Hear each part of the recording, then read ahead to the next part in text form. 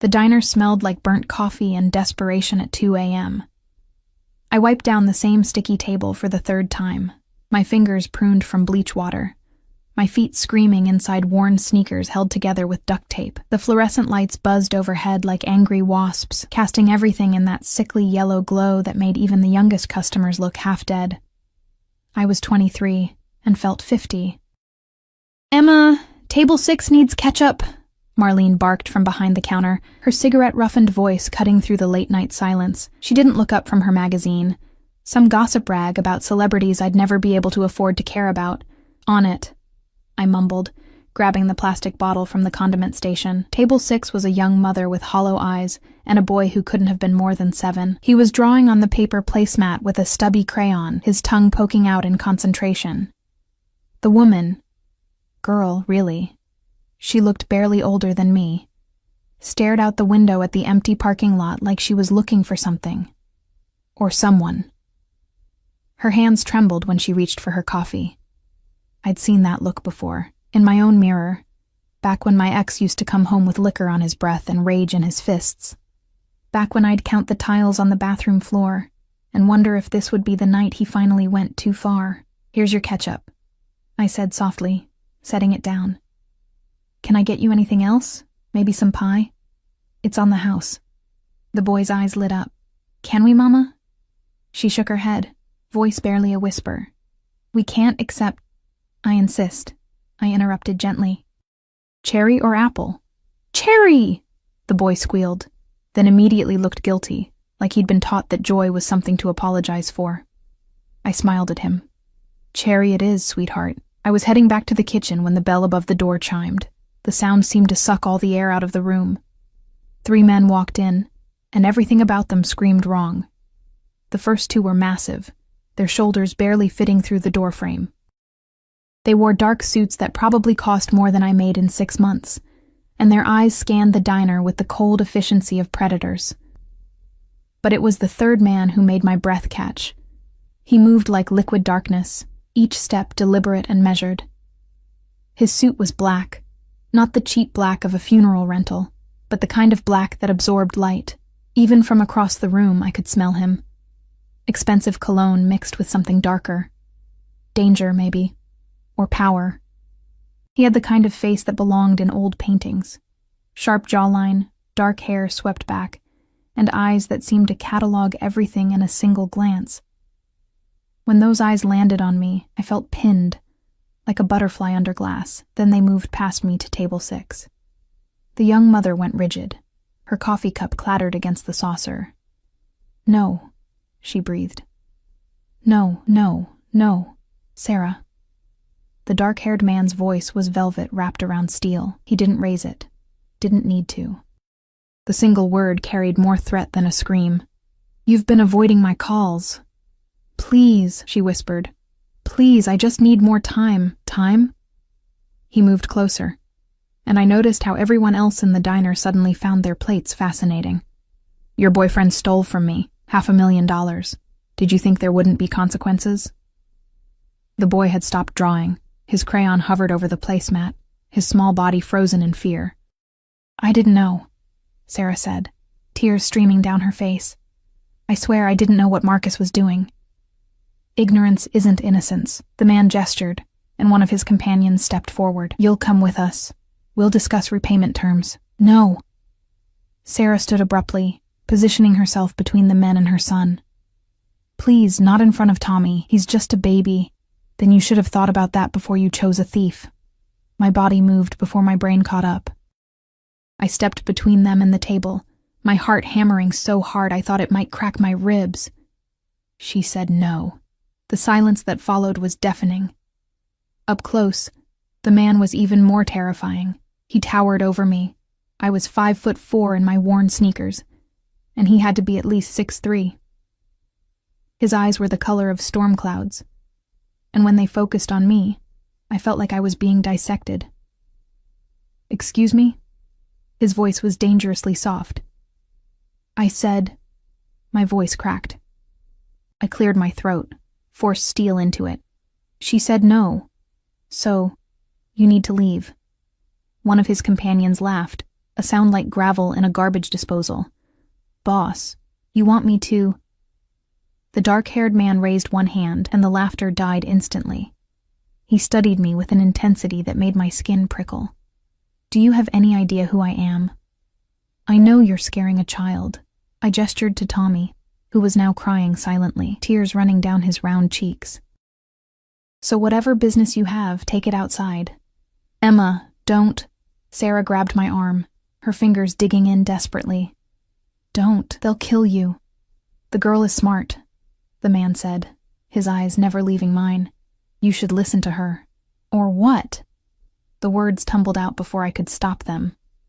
"You'll shoot me? In front of witnesses? In front of a kid?" Something flickered in his eyes. Surprise, maybe. Or interest. "No," he said slowly. "I wouldn't waste a bullet on someone so insignificant." The words should have stung. Instead, they made me angry. "Then leave them alone," I said.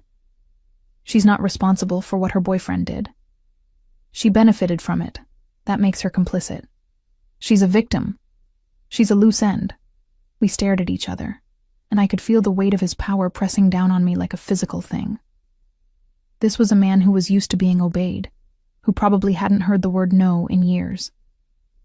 I should have backed down, should have apologized and returned to wiping tables and pretending I hadn't seen anything, but I'd spent too much of my life being small.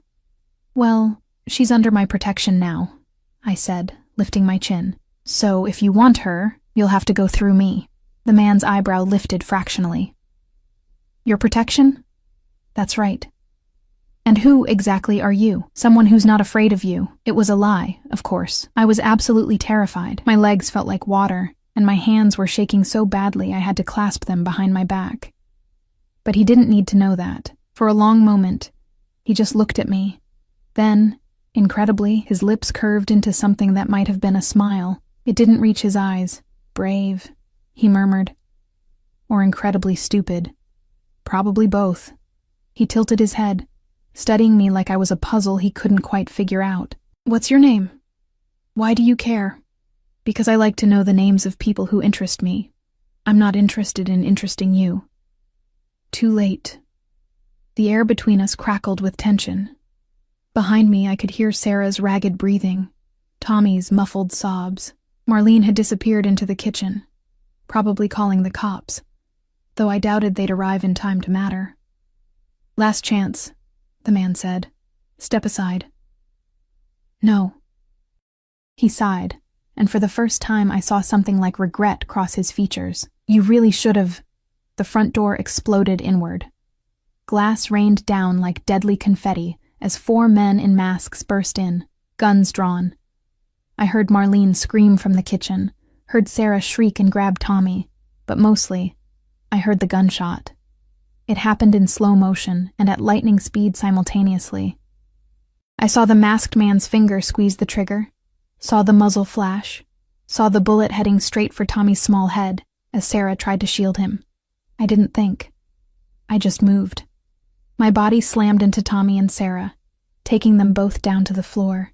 I felt the impact of the bullet like a sledgehammer to my shoulder, felt the burn that spread through my entire arm and chest. The diner tilted sideways, and suddenly I was on the ground, the linoleum cold against my cheek. More gunshots, screaming, the sound of bodies hitting the floor. Then silence. I tried to breathe, but my lungs wouldn't cooperate. Something warm and wet was spreading across my chest, soaking into my uniform. My vision blurred, darkened at the edges. Someone grabbed my face, tilting it up.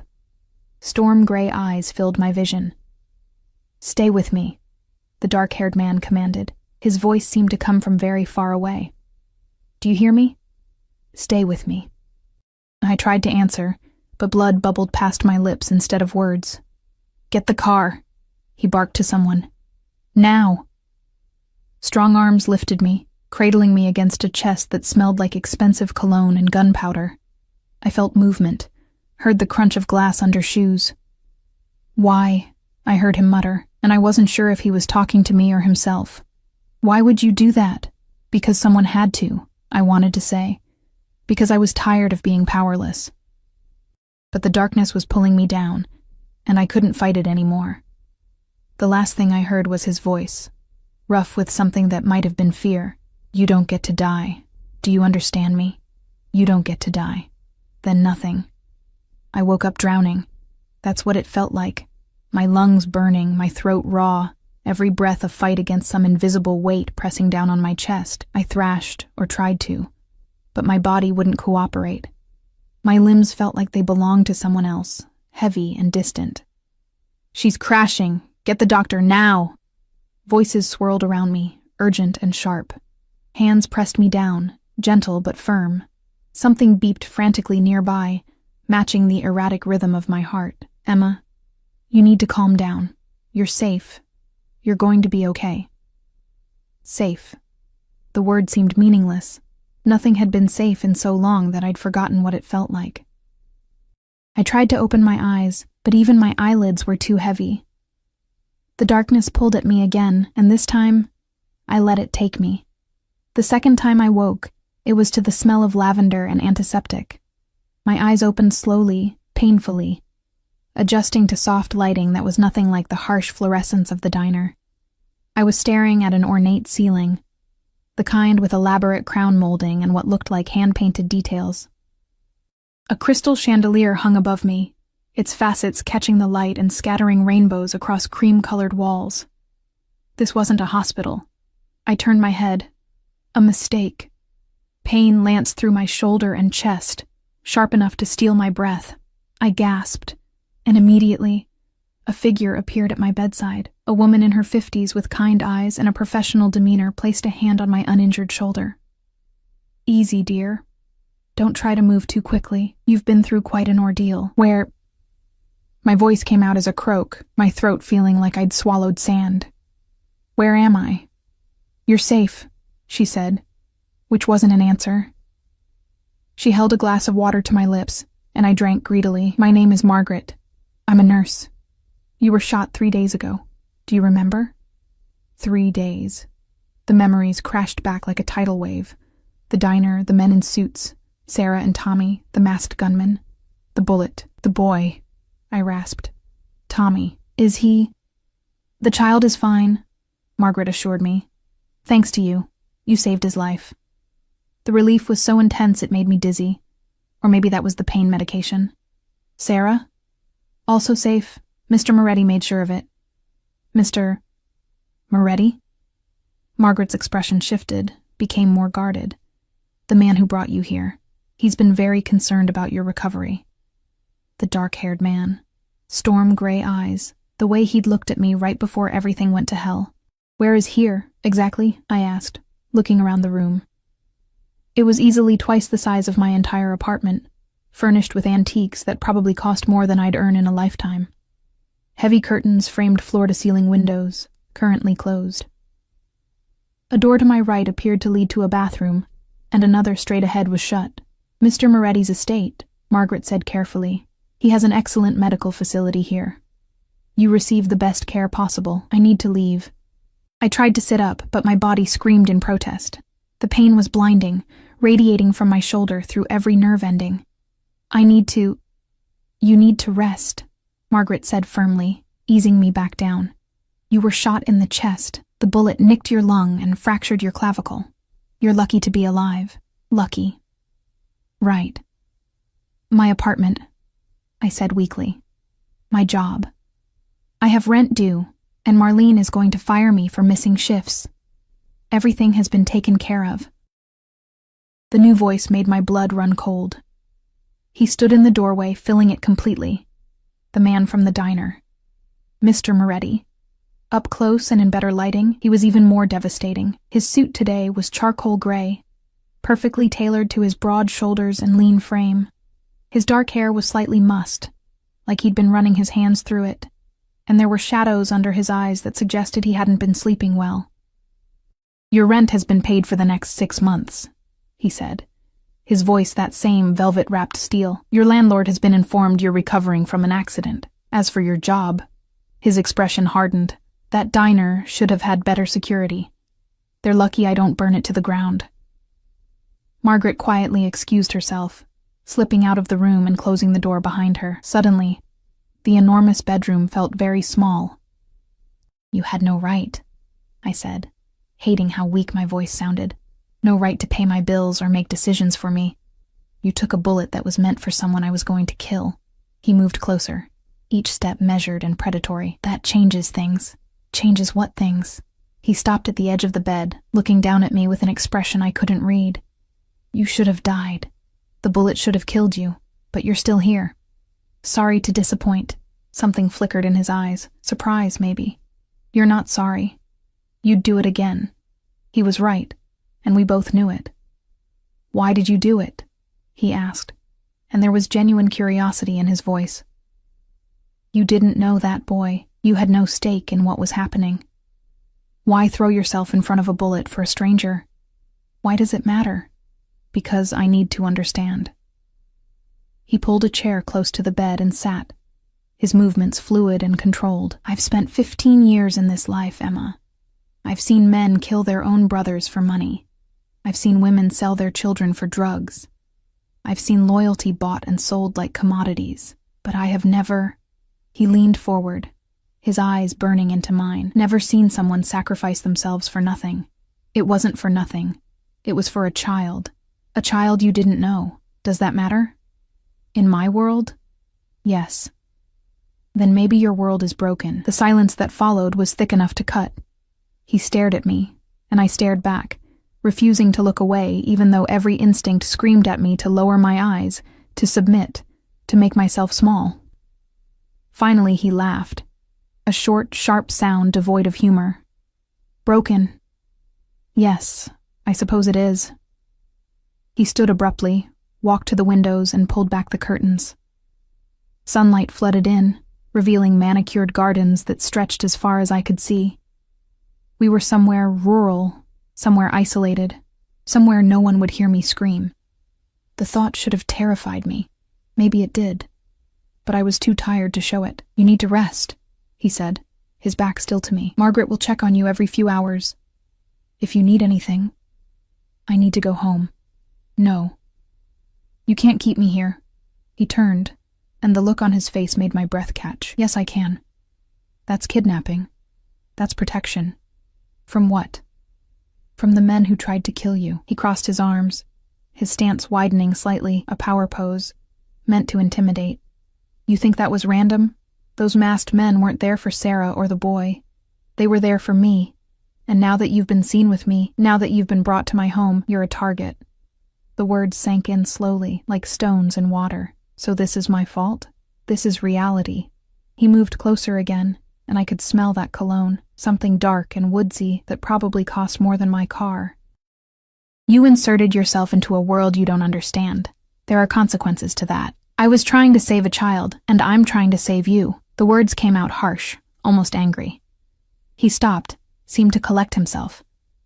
Do you have any idea what those men would do if they got their hands on you? Do you know what questions they'd ask about me, my operations, my weaknesses? And when you couldn't answer, because you know nothing, they'd hurt you anyway, just to send a message. My mouth went dry. What kind of man are you? The kind you should be afraid of. Then let me go. No. You can't just... I can do whatever I want, he said, his voice dropping to something dangerous. That's what power means, Emma. I could make you disappear, and no one would question it. I could buy every person you've ever known, and they'd forget you existed. I could... But you won't. He stopped mid-sentence, staring at me. You won't, I repeated, more certain now. Because if you were really that kind of monster, you wouldn't have saved me. You would have left me to bleed out on that diner floor. Maybe I just didn't want to waste the investment. Investment? His jaw tightened. You took a bullet that was meant to ruin my evening. The least I could do was ensure you survived. How thoughtful. I'm not a good man, Emma. I never said you were. We stared at each other, the air between us charged with something I couldn't name. Tension? Yes, but something else too. Something that made my skin prickle and my pulse quicken in a way that had nothing to do with fear. You need to rest, he said finally, his voice carefully neutral. We'll discuss your situation when you're stronger. There's nothing to discuss. I'm leaving as soon as I can walk. We'll see. He headed for the door, and I called after him. I don't even know your first name. He paused, his hand on the doorknob. "Dante.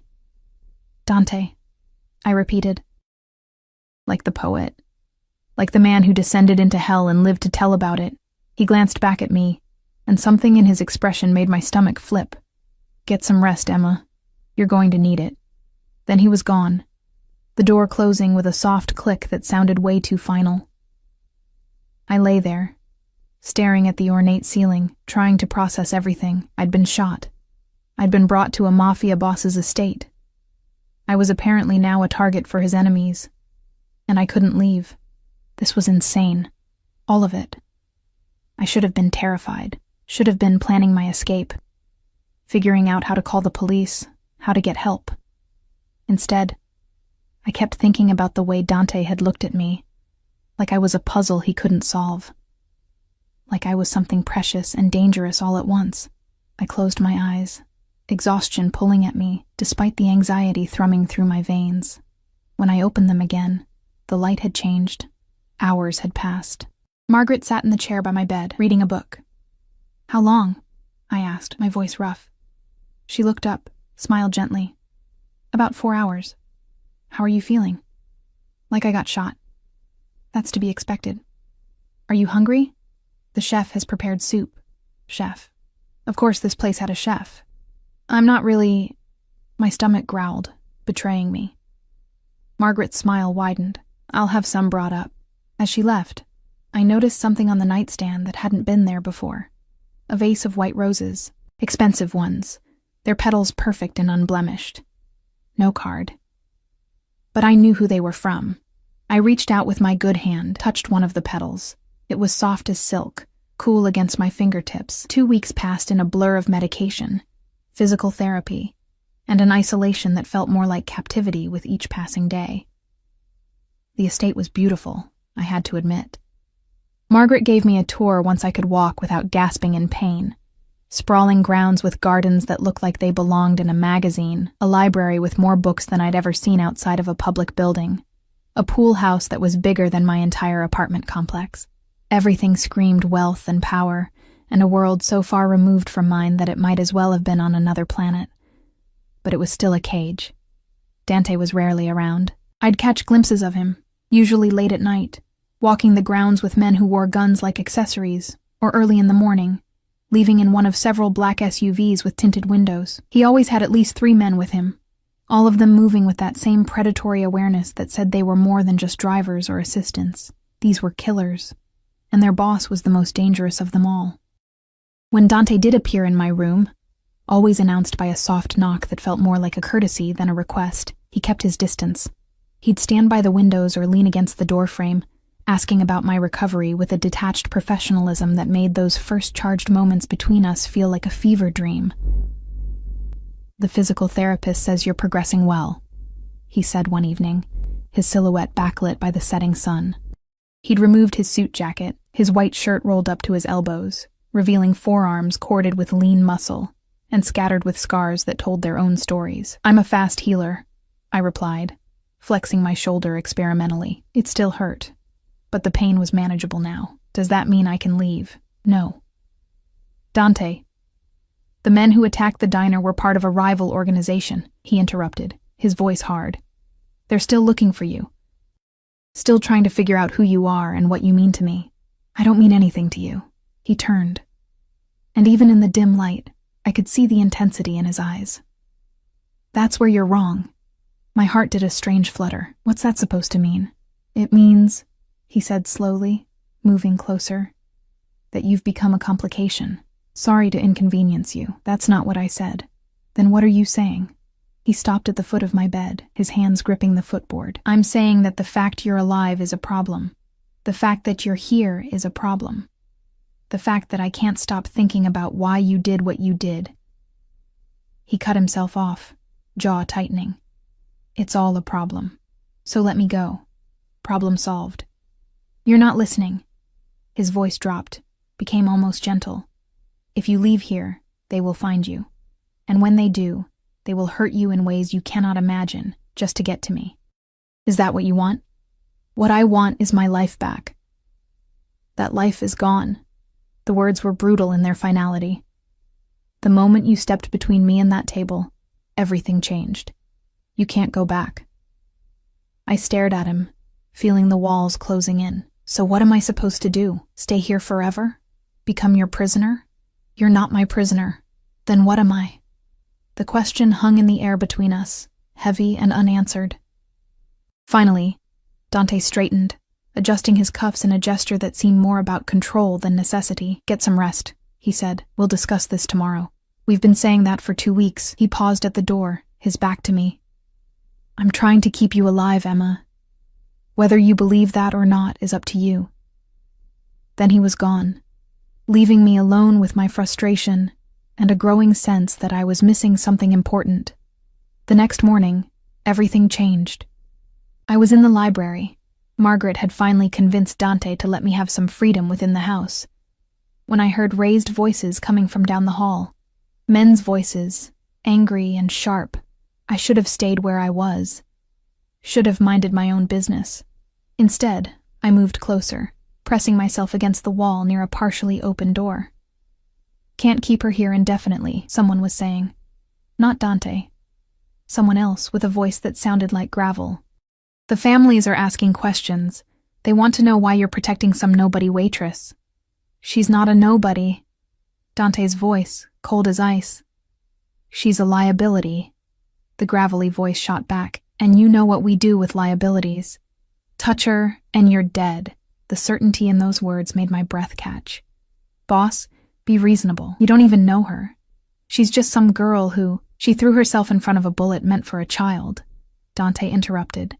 "When was the last time you did something that wasn't motivated by money or fear?" Silence. "That's what I thought," Dante continued.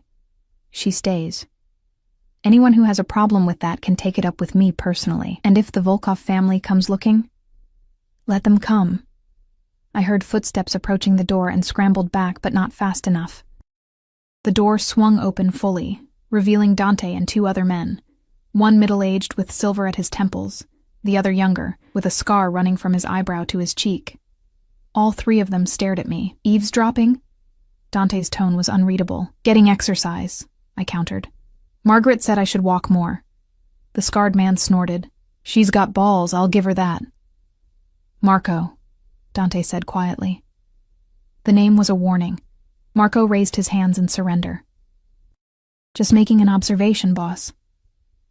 Dante turned back to me, his expression carefully neutral. "We need to talk. My office. Now." It wasn't a request.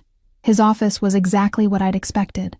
Dark wood, leather furniture, floor-to-ceiling bookshelves, and an imposing desk that probably cost more than a car. But what caught my attention was the wall of monitors showing security feeds from what had to be dozens of cameras around the property. I was definitely a prisoner, regardless of what he claimed. Dante closed the door behind us, then moved to a bar cart and poured 2 fingers of amber liquid into a crystal tumbler. He downed it in one swallow, then poured another. "How much did you hear?" he asked, his back still to me. "Enough to know that I'm a liability who's causing problems. You're not a liability." That man seemed to think so. "Marco, was it?" Dante turned, and there was something dark in his expression. "Marco thinks with his fists, not his brain. Ignore him." Kind of hard to ignore when he's probably right. I crossed my arms, immediately regretted it as pain flared in my shoulder. I heard what he said about the Volkov family. Are they the ones who attacked the diner? Dante studied me for a long moment, then nodded slowly. "Yes. They've been trying to move in on my territory for months. The attack was meant to send a message. And I got caught in the crossfire, yes." "So what happens now?" He set down his glass with a soft click.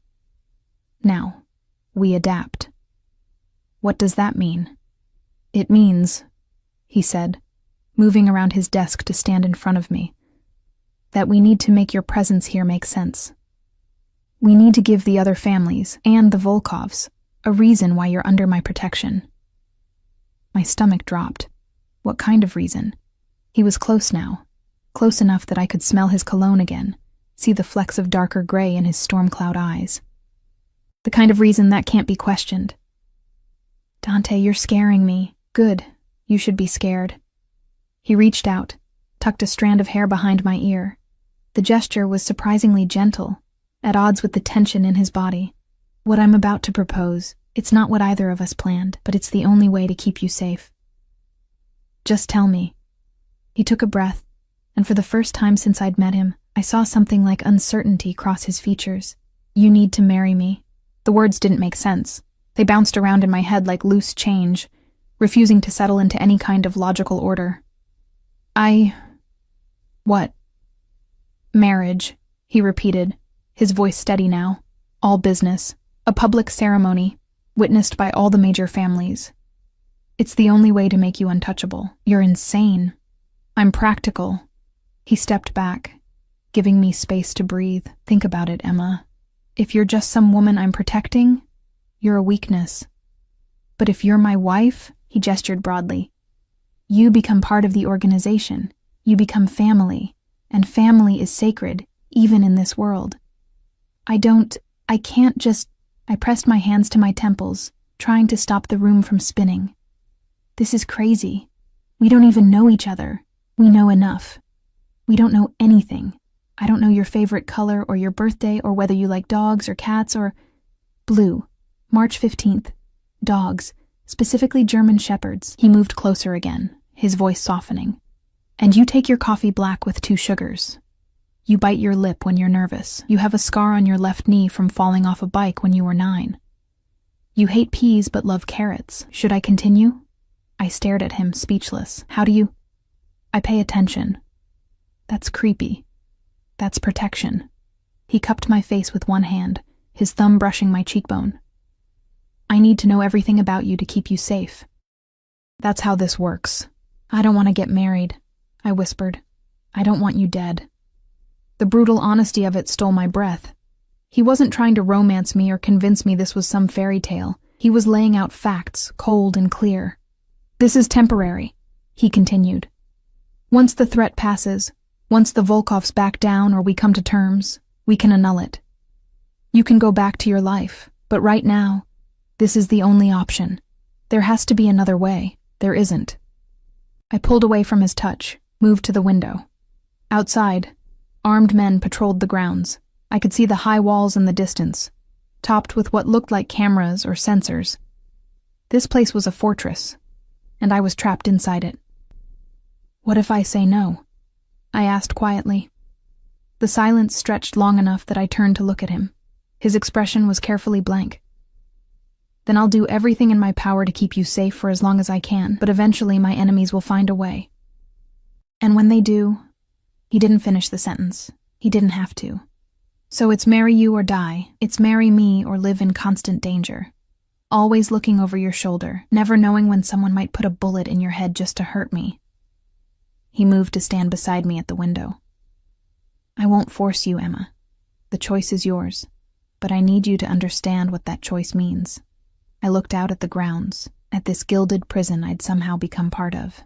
2 weeks ago, my biggest worry was making rent. Now I was standing in a Mafia boss's office, being asked to marry him to stay alive. This couldn't be real. But the ache in my shoulder was real, the fear was real, and the man standing next to me, radiating barely controlled tension, was very, very real. If I agree, I said slowly. I need ground rules. I felt rather than saw him turn toward me. Go on. This is a business arrangement, nothing more. Agreed. Separate rooms. Separate lives, as much as possible. Within reason. What does that mean? It means we'll need to appear together at certain events, family dinners, public appearances. We need to sell this. He tilted his head. But your privacy will be respected otherwise. I turned to face him fully. And when this is over, when the danger passes, you walk away with enough money to start over wherever you want. New identity if you need it. New life. Clean break. You'd really let me go? Something flickered in his eyes, something that looked almost like pain. But it was gone so quickly I might have imagined it. Yes, he said quietly. I'd let you go. I studied his face, looking for any sign of deception. But all I saw was a man who'd built walls so high and so thick that I doubted anyone had ever truly known him. Okay, I heard myself say. I'll do it. The relief that crossed his features was subtle but unmistakable. "You're sure?" "No, but what choice do I have?" "None," he admitted. "But I appreciate the honesty. When?" 3 days. That's how long it will take to arrange everything and notify the other families." He pulled out his phone, already typing. "You'll need a dress. Margaret will take you shopping tomorrow, with security, obviously, and we'll need to—" "Dante." He looked up. "Why are you doing this?" I asked. "You said I'm a complication. You could have just made me disappear, like you said." "Why go through all this trouble?" He was quiet for a long moment, his fingers still resting on his phone. "Because you're the first person in 15 years who's done something purely good. No agenda, no angle, just good." He slipped his phone back into his pocket. "And that's rare enough that it's worth protecting." Before I could respond, he headed for the door. "Get some rest. You have a busy few days ahead of you. Dante?" He paused. "What's your favorite color?" He almost smiled. "I thought you didn't care. If I'm going to marry you, even temporarily, I should probably know something about you." "Green," he said after a moment. "The color of the trees in spring. When things come back to life." Then he was gone, leaving me alone with a decision I couldn't take back and a future I couldn't begin to imagine. The wedding dress was a work of art. I stood in front of the full-length mirror in my room, barely recognizing the woman staring back at me. The gown was ivory silk, simple but elegant, with delicate lace sleeves that covered my healing shoulder, and a bodice that fit like it had been painted on. Margaret had swept my hair into an intricate updo, leaving a few tendrils to frame my face, and applied makeup that made me look like someone from a magazine. I looked like a bride. I felt like a fraud. "You're beautiful," Margaret said softly from behind me. There was genuine warmth in her voice, but also sadness. She knew the truth about this arrangement. She had to. Nothing in this house happened without people knowing.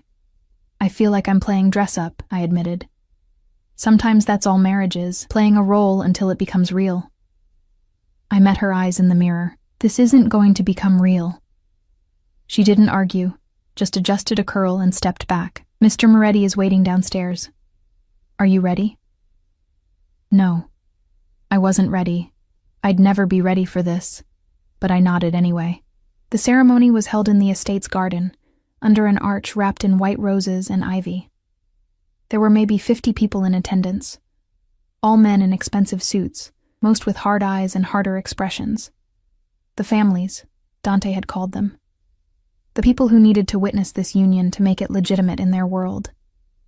I walked down a makeshift aisle alone. No father to give me away, no friends to smile and cry happy tears. Just me, in a borrowed dress, about to marry a man I barely knew to stay alive. Dante stood at the altar in a black tuxedo that probably cost more than my car. He looked devastating, like something out of a dark fairy tale, all sharp angles and barely contained power. His hair was slicked back, emphasizing his strong jaw and those storm-gray eyes that tracked my every movement. When I reached him, he extended his hand. I took it, and his fingers wrapped around mine with surprising gentleness. "You look beautiful," he murmured, quiet enough that only I could hear. "You look terrifying," I whispered back. His lips twitched, almost a smile. "Good." The officiant, some family friend who probably did these kinds of arrangements regularly, began speaking. The words washed over me like water, meaningless and distant. I was too focused on Dante's hand holding mine, on the weight of dozens of eyes watching us, on the surreal reality that this was actually happening. "Do you, Dante Alessandro Moretti, take this woman to be your lawfully wedded wife?" "I do." His voice was steady, certain, like he'd made 1,000 promises and kept them all. "And do you, Emma Catherine Hayes, take this man to be your lawfully wedded husband?" I opened my mouth. Nothing came out. Dante's hand tightened around mine. Not painful, but firm, grounding.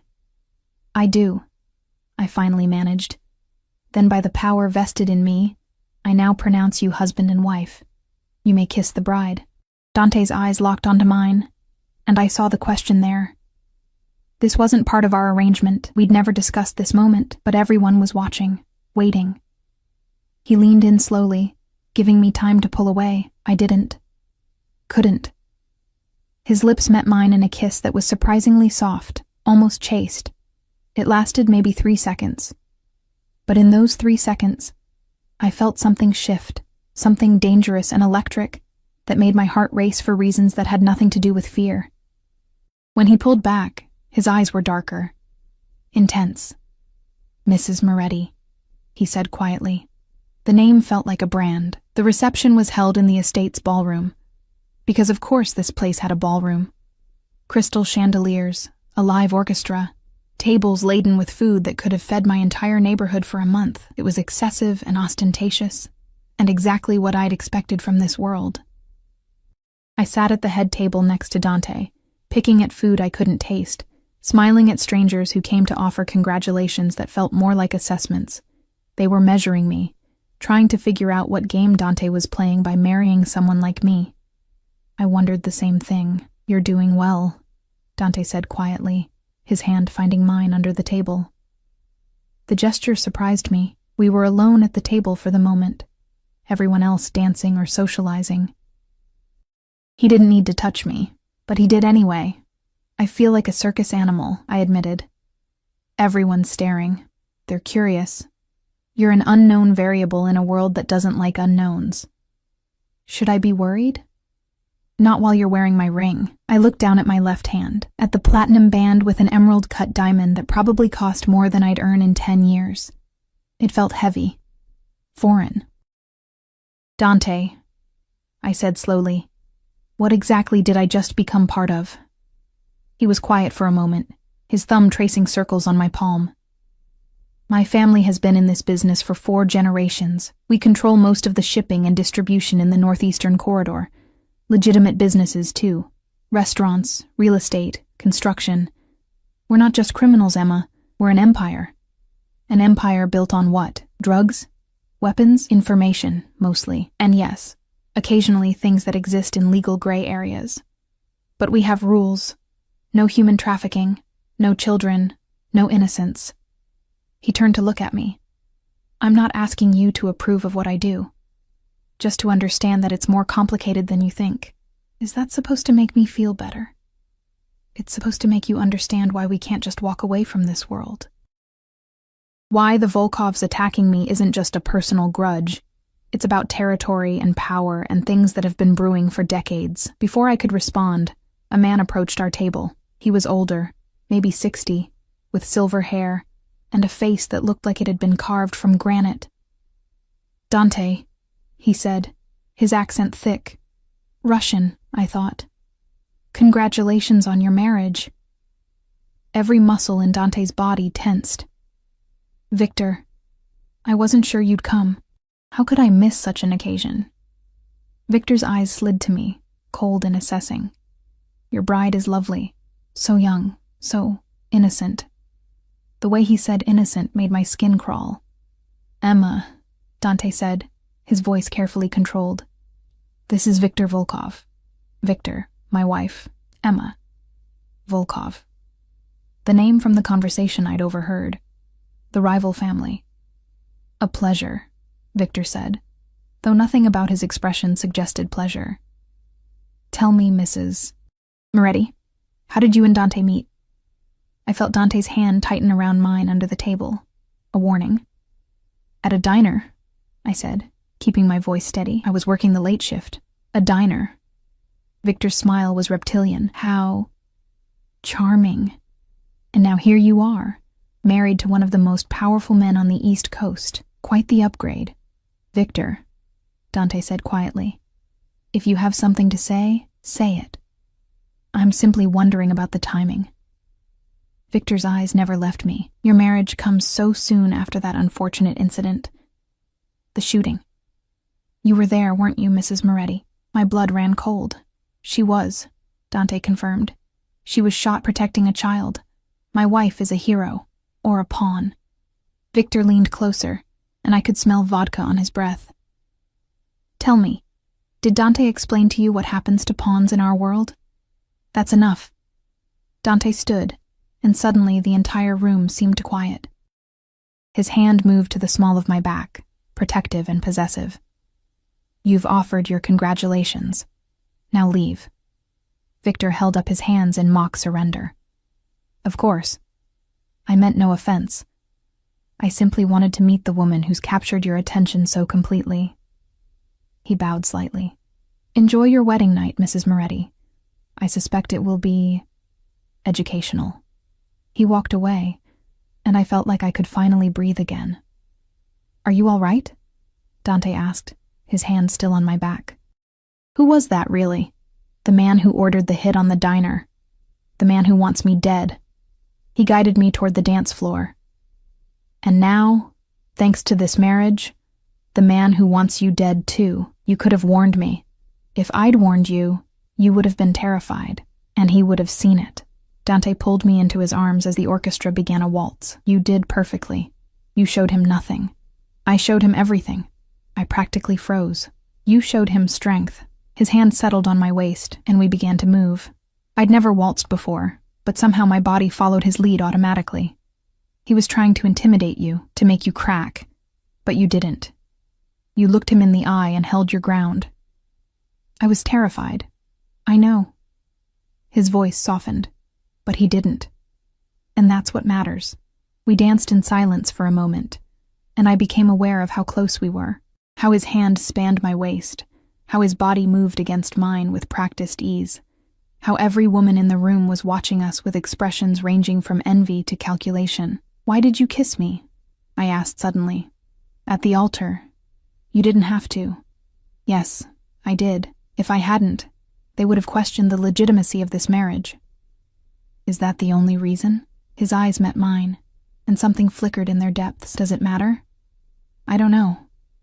Then maybe you shouldn't ask questions you're not ready to hear the answers to. The song ended, and we separated, but I could still feel the heat of his hand on my waist, could still smell his cologne mixing with something uniquely him. This was dangerous. All of it. Not just the Volkovs or the threats or the world I'd married into, but the way my body responded to Dante's touch, the way my heart raced when he looked at me, the way I was starting to forget this was just an arrangement. The reception lasted until midnight.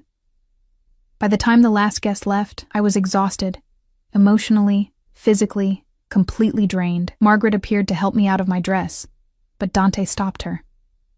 I'll help my wife, he said, his voice carrying an edge that made Margaret nod and quickly exit. We stood in my room, which I supposed was now our room, at least for appearances, and the silence was deafening. Turn around, Dante said quietly. I did, feeling his fingers find the zipper at my back. He pulled it down slowly, carefully, his knuckles brushing against my spine. I shivered despite myself. Cold? He asked. No. The dress pooled at my feet, leaving me in just a slip. I crossed my arms over my chest, suddenly aware of how vulnerable I was. I'll sleep in the chair, Dante said, already removing his jacket. Or I can take one of the guest rooms if you prefer. The chair is fine. I didn't know why I said it. Maybe because having him nearby felt safer than being alone. Maybe because I was too tired to analyze my own motivations. I changed in the bathroom, pulling on a simple nightgown that Margaret had left out.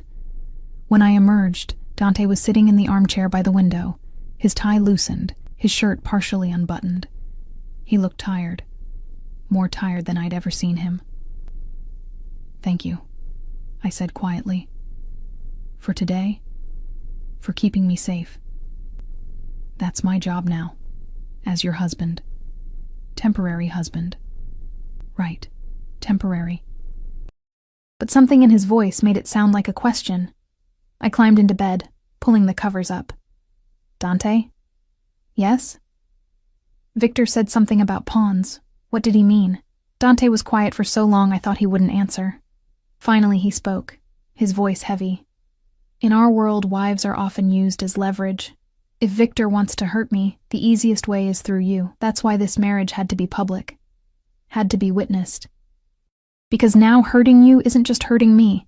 It's violating sacred rules. Even Victor won't cross that line lightly. But he might cross it anyway. He might try.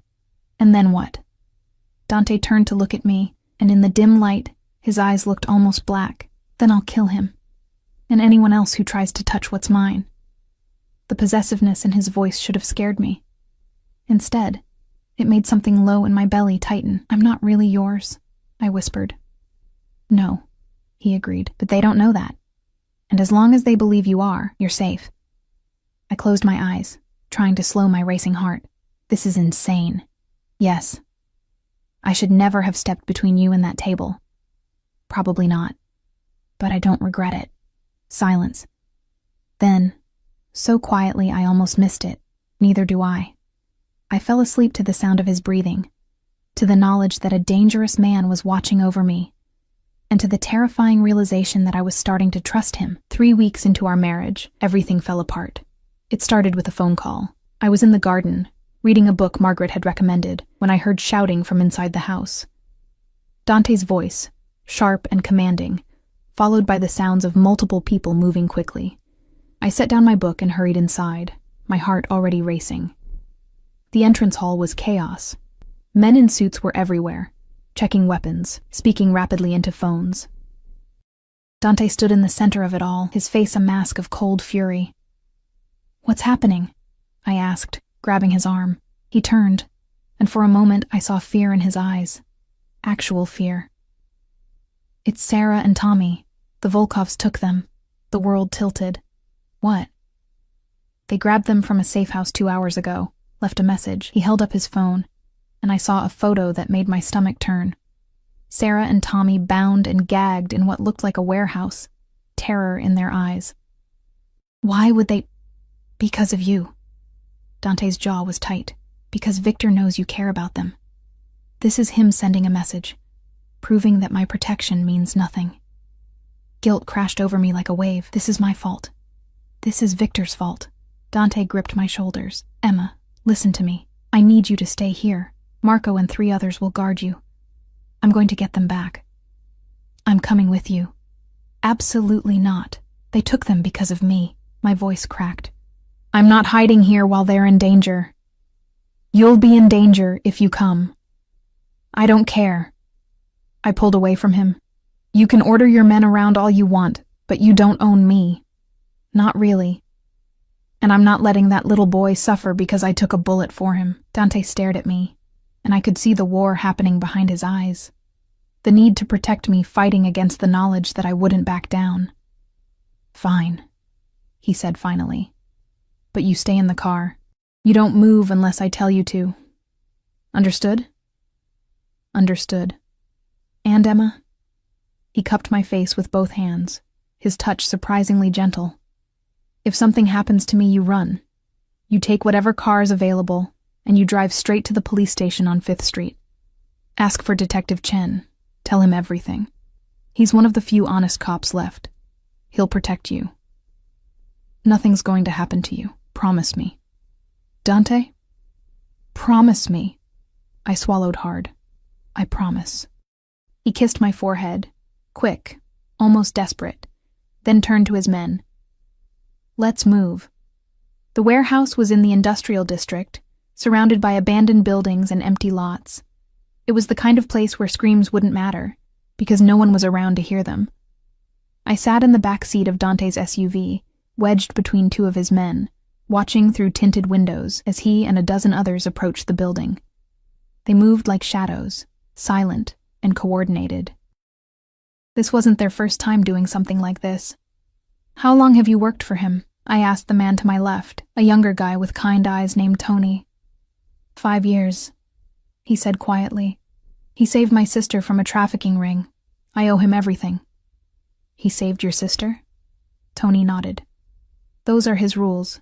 No human trafficking, no hurting innocents. When he found out what was happening to her." He shook his head. "Let's just say the men responsible didn't live to regret it." I processed this new information, trying to reconcile it with everything I knew about Dante. He was a criminal, yes, a killer probably, but he had lines he wouldn't cross. The first gunshot shattered the night.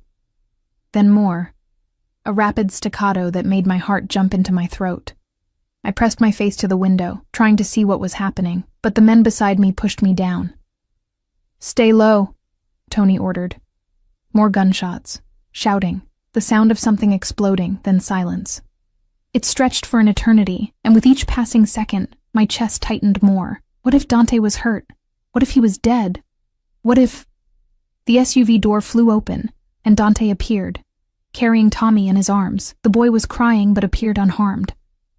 Behind him, Marco supported Sarah, who was limping but conscious.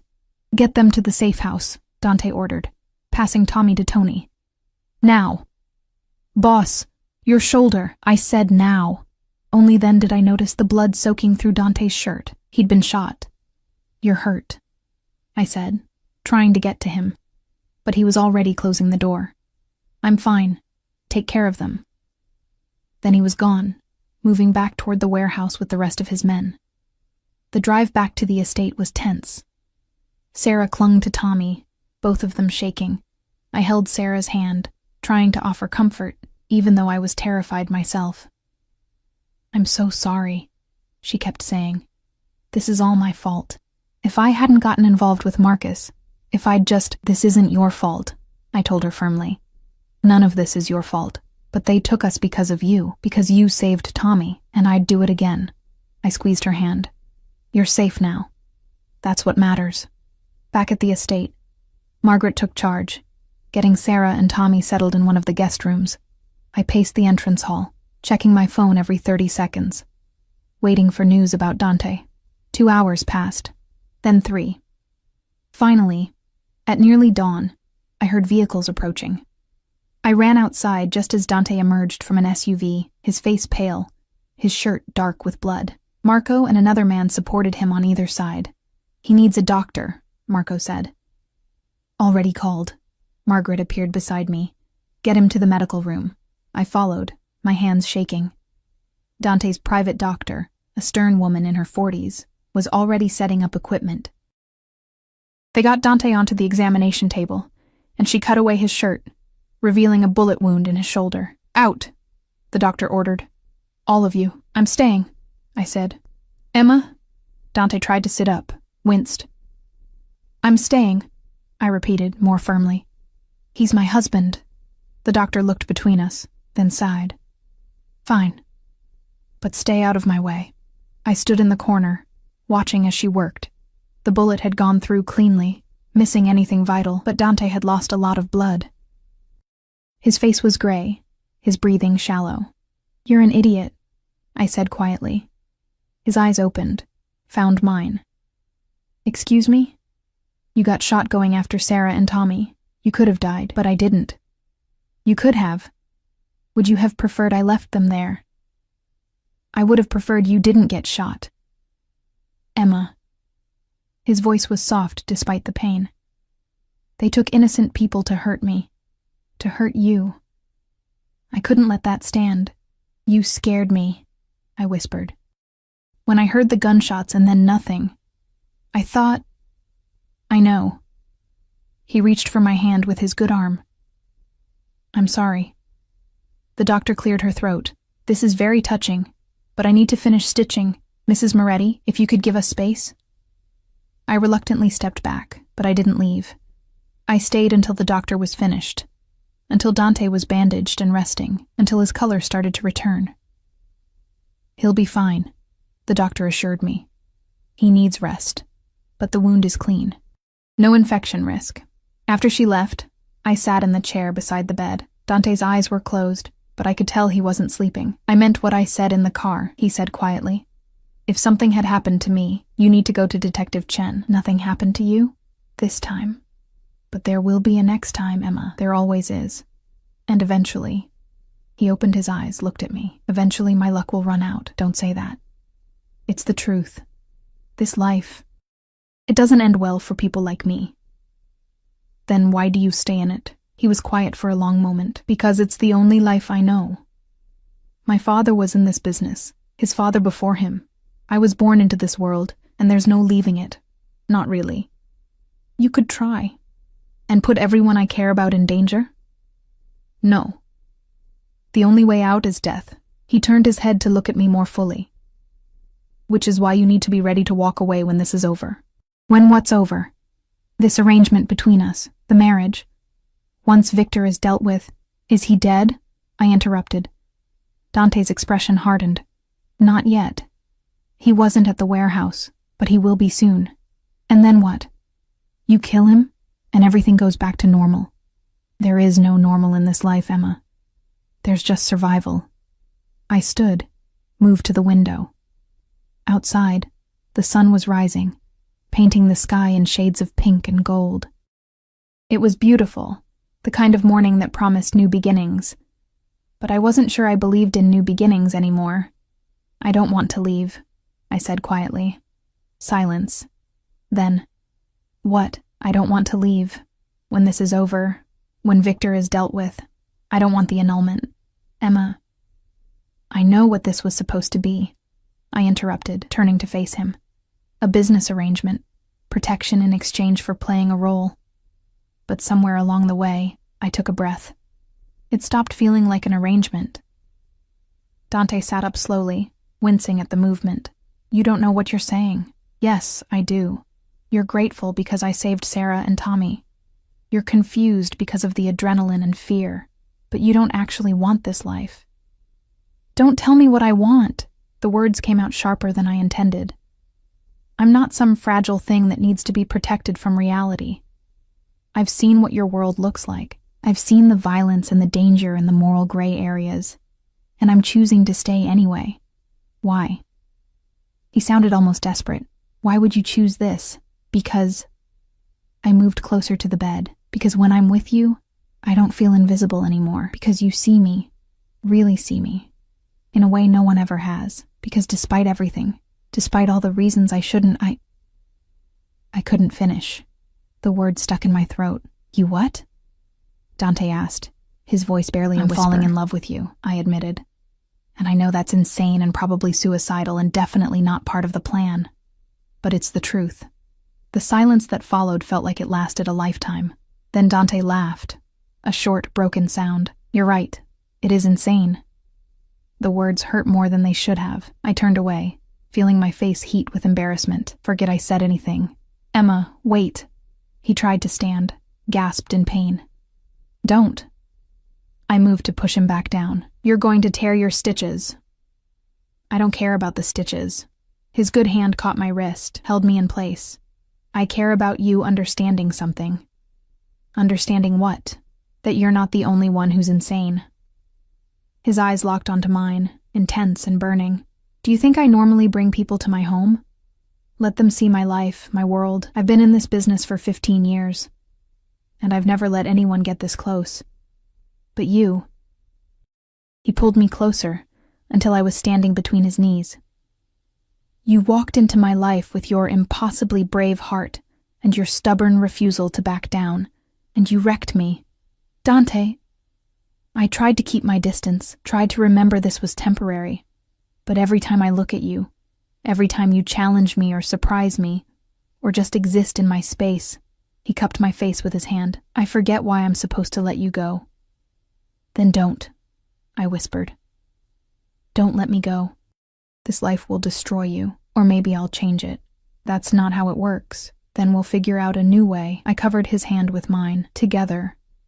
He studied my face for a long moment, and I could see the war happening behind his eyes. Finally, he pulled me down and kissed me. Not the chaste kiss from our wedding, but something deeper.